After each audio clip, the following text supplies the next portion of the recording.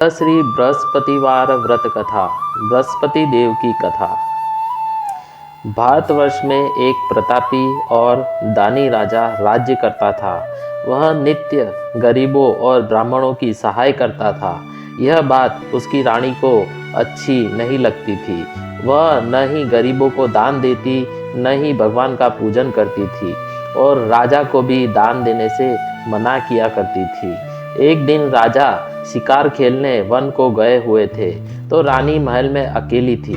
उसी समय बृहस्पति देव साधु वेश में राजा के महल में भिक्षा के लिए गए और भिक्षा मांगी। रानी ने भिक्षा देने से इनकार कर दिया और कहा, हे साधु महाराज, मैं तो दान पुण्य से तंग आ गई हूँ। मेरा पति सारा धन लुटाते रहते हैं।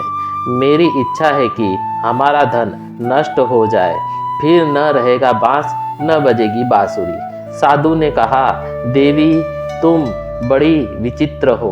धन संतान तो सभी चाहते हैं, पुत्र और लक्ष्मी तो पापी के घर भी होनी चाहिए। यदि तुम्हारे पास अधिक धन है तो भूखों को भोजन दो, प्यासों के लिए प्याव बनाओ, मुसाफिरों के लिए धर्मशालाएं खुलवाओ। जो निर्धन अपनी कुंवारी कन्याओं का विवाह नहीं कर सकते, उनका विवाह करा दो। ऐसे और कई काम हैं जिनके करने से तुम्हारा यश लोक परलोक में फैलेगा। परंतु रानी पर उपदेश का कोई प्रभाव न पड़ा। वह बोली, महाराज, आप मुझे कुछ न समझाइए। मैं ऐसा धन नहीं चाहती जो हर जगह बांटती फिरूं। साधु ने उत्तर दिया, यदि तुम्हारी ऐसी इच्छा है तो तथास्तु। तुम ऐसा करना कि बृहस्पतिवार को घर लीपकर पीली मिट्टी से अपना सिर धोकर स्नान करना, भट्टी चढ़ाकर कपड़े धोना। ऐसा करने से आपका सारा धन नष्ट हो जाएगा। इतना कहकर वह साधु महाराज वहाँ से आलोप हो गए। साधु के अनुसार कई बातों को पूरा करते हुए रानी को केवल 3 बृहस्पतिवार ही बीते थे कि उसकी समस्त धन संपत्ति नष्ट हो गई। भोजन के लिए राजा का परिवार तरसने लगा। तब एक दिन राजा ने रानी से बोला कि हे रानी, तुम यहीं रहो, मैं दूसरे देश को जाता हूँ, क्योंकि यहाँ पर सभी लोग मुझे जानते हैं, इसलिए मैं कोई छोटा कार्य नहीं कर सकता। ऐसा कहकर राजा परदेश चला गया। वहाँ वह जंगल से लकड़ी काट कर लाता और शहर में बेचता। इस तरह वह अपना जीवन व्यतीत करने लगा। इधर राजा के परदेश जाते ही रानी और दासी दुखी रहने लगी। एक बार जब रानी और दासी को रात 7 दिन तक बिना भोजन के रहना पड़ा तो रानी ने अपनी दासी से कहा, हे दासी, पास ही के नगर में मेरी बहन रहती है। वह बड़ी धनवान है। तू उसके पास जा और कुछ ले आ, ताकि थोड़ी बहुत गुजर बसर हो जाए। दासी रानी की बहन के पास गई। उस दिन गुरुवार था और रानी की बहन उस समय बृहस्पतिवार व्रत की कथा सुन रही थी। दासी ने रानी की बहन को अपनी रानी का संदेश दिया, लेकिन रानी की बड़ी बहन ने कोई उत्तर नहीं दिया। जब दासी को रानी की बहन से कोई उत्तर नहीं मिला तो वह बहुत दुखी हुई और उसे क्रोध भी आया। दासी ने वापस आकर रानी को सारी बात बता दी। सुनकर रानी ने अपने भाग्य को कोसा।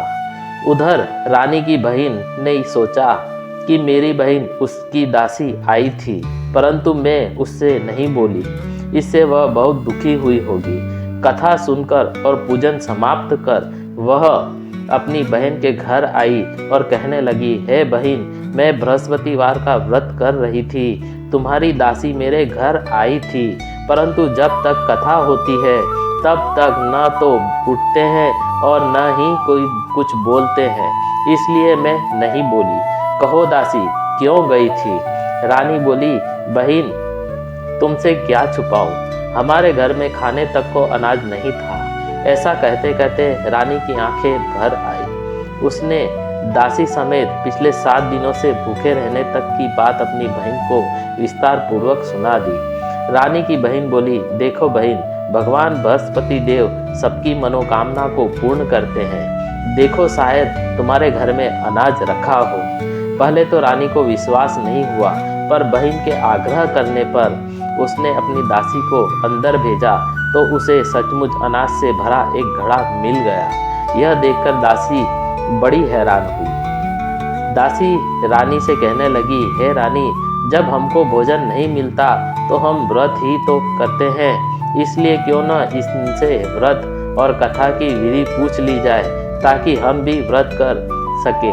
तब रानी ने अपनी बहन से पूछा बृहस्पतिवार व्रत के बारे में। उसकी बहन ने बताया, बृहस्पतिवार के व्रत में चने की दाल और मुनक्का से विष्णु भगवान का केले की जड़ में पूजन करें तथा दीपक जलाएं, व्रत कथा सुने और पीला भोजन ही करें, इससे बृहस्पति देव प्रसन्न होते हैं। व्रत और पूजन विधि बताकर रानी की बहन अपने घर लौट गई। 7 दिन के बाद जब गुरुवार आया तो रानी और दासी ने व्रत रखा। घुड़साल में जाकर चना और गुड़ लेकर आई, फिर उससे केले की जड़ तथा विष्णु भगवान की पूजन किया। अब पीला भोजन कहाँ से लाए? इस बात को लेकर दोनों बहुत दुखी थी। क्योंकि उन्होंने व्रत रखा था, इसलिए बृहस्पति देव उनसे प्रसन्न थे। इसलिए वे एक साधारण व्यक्ति का रूप धारण कर 2 थालों में सुंदर पीला भोजन दासी को दे गए। भोजन पाकर दासी प्रसन्न हुई, फिर रानी के साथ मिलकर भोजन ग्रहण किया।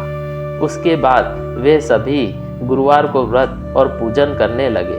बृहस्पति भगवान की कृपा से उनके पास फिर से धन संपत्ति आ गई, परंतु रानी फिर से पहले की तरह आलस्य करने लगी। तब दासी बोली, देखो रानी, तुम पहले भी इस प्रकार आलस्य करती थी, तुम्हें धन रखने में कष्ट होता था, इस कारण सभी धन नष्ट हो गया, और अब जब भगवान बृहस्पति की कृपा से धन मिला है तो तुम्हें फिर से आलस्य होता है। रानी को समझाते हुए दासी कहती है कि बड़ी मुसीबतों के बाद हमने यह धन पाया है, इसलिए हमें दान पुण्य करना चाहिए, भूखे मनुष्य को भोजन कराना चाहिए और धन को शुभ कार्यों में खर्च करना चाहिए, जिससे तुम्हारे कुल का यश बढ़ेगा, स्वर्ग की प्राप्ति होगी और पितृ प्रसन्न होंगे। दासी की बात मानकर रानी अपना धन शुभ कार्यों में खर्च करने लगी, जिससे उसका यश पूरे नगर में फैलने लगा। इस तरह बृहस्पतिवार का व्रत करने से आपको भी इसका फल पूर्ण रूप से प्राप्त होता है। इसलिए हर गुरुवार बृहस्पति देव की पूजा अर्चना जरूर करें। जय